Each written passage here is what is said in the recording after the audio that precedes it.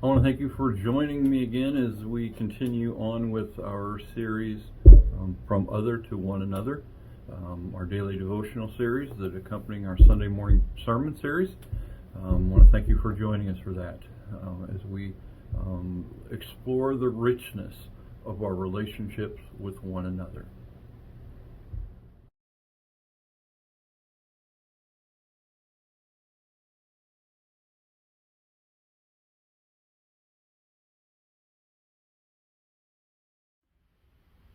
Have you ever been in a prayer meeting where you've had to stop the conversation?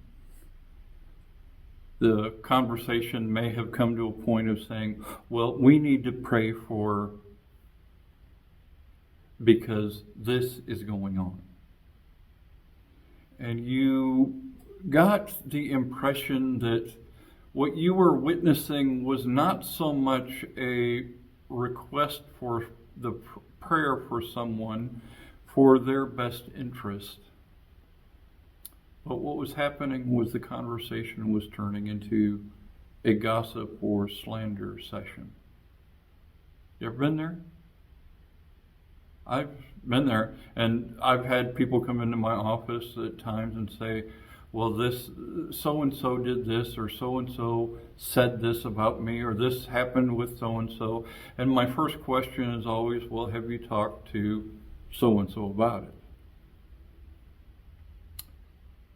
In James chapter 4, James addresses that kind of issue where we are inclined to go and rather than talking to one another, we talk about one another. We maybe it may be in a prayer session, or it may be in a counseling kind of environment. But we go in and we just let someone else have it and let someone else, a third party, know all about the dirt that we have on the person that we have the problem with.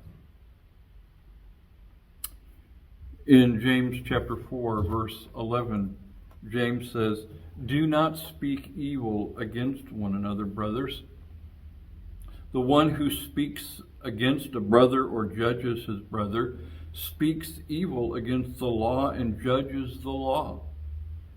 But if you judge the law, you are not a doer of the law, but a judge." In the previous chapter, James had been speaking to the Hebrew people about the problem that they were having with the tongue and the destructive influence of the tongue as a fire that would consume those that it was targeted against. And here he comes back around to that issue and saying, don't talk about one another.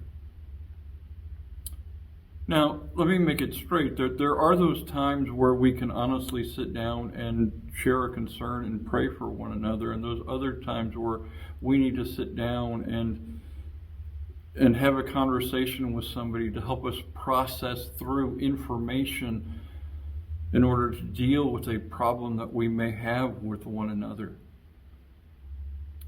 But so many times that's not the issue. That's not what's going on. So many times we're gathered together just to speak against. Just to let somebody have it.